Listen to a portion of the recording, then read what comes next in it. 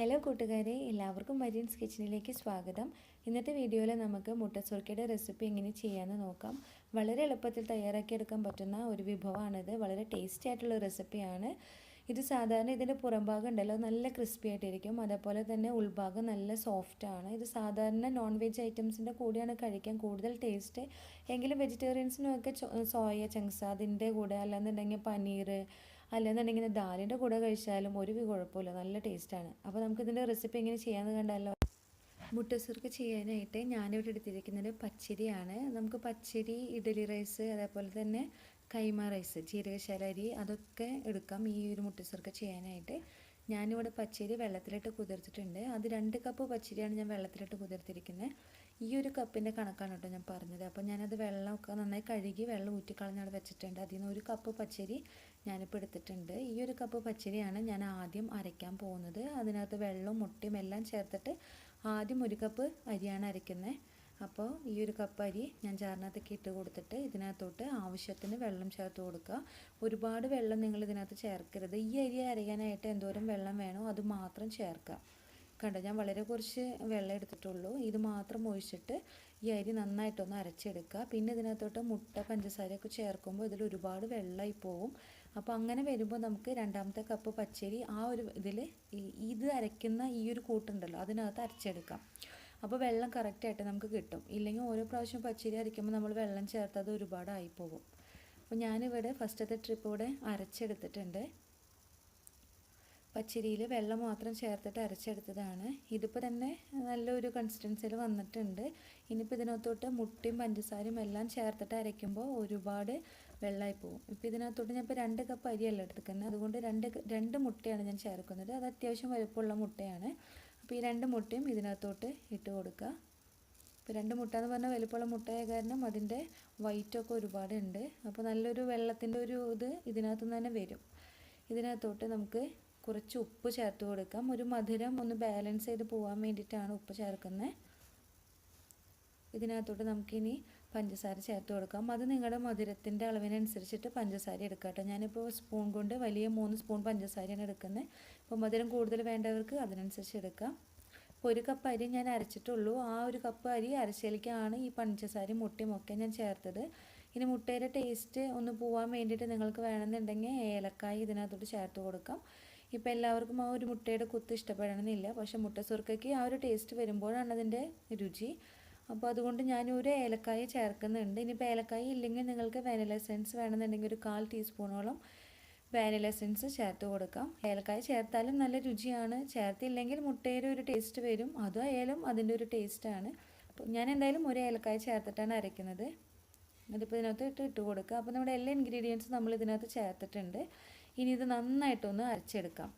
നല്ല പേസ്റ്റ് രൂപത്തിൽ അരച്ചെടുക്കാം. ഇവിടെ ഞാൻ അരച്ചെടുത്തിട്ടുണ്ട്.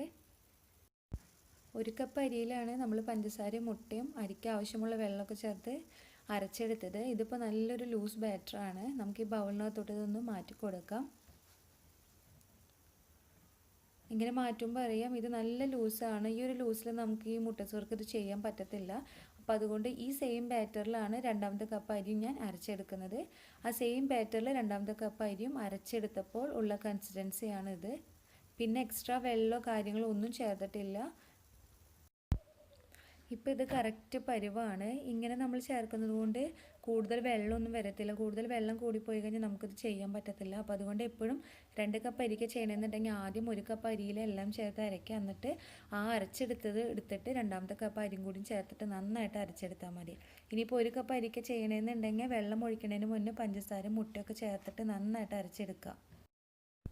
എന്നിട്ട് അരയാനായിട്ട് എന്തെങ്കിലും ബുദ്ധിമുട്ട് വരുമ്പോൾ അതിനുള്ള വെള്ളം മാത്രം നിങ്ങൾ ഒഴിച്ചു കൊടുക്കുക.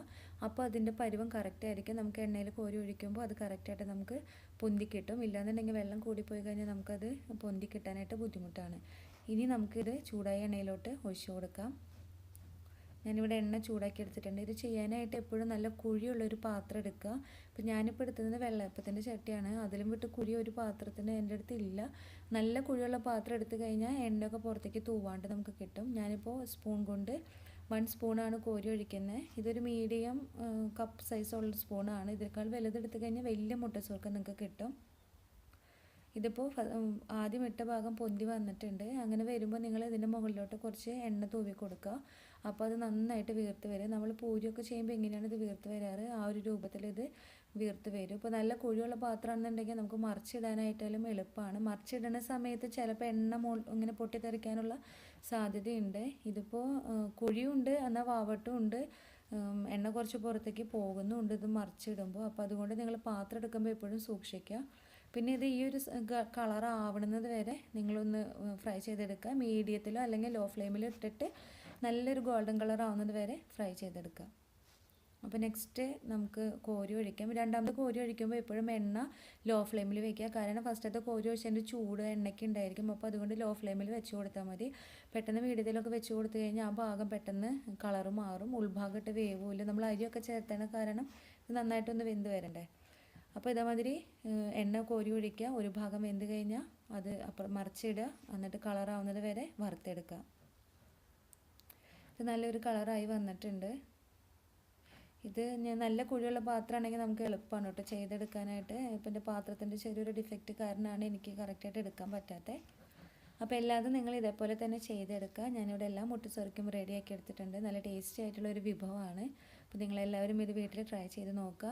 അപ്പോൾ വെജിറ്റേറിയൻസിനായാലും സോയ ചങ്ക്സിൻ്റെ കൂടെ അല്ലെങ്കിൽ പനീർ ബട്ടർ മസാലയുടെ കൂടെയൊക്കെ കഴിക്കാൻ പറ്റാവുന്ന നല്ലൊരു റെസിപ്പിയാണ്. നിങ്ങളെല്ലാവരും ഇത് വീട്ടിൽ ട്രൈ ചെയ്ത് നോക്കുക.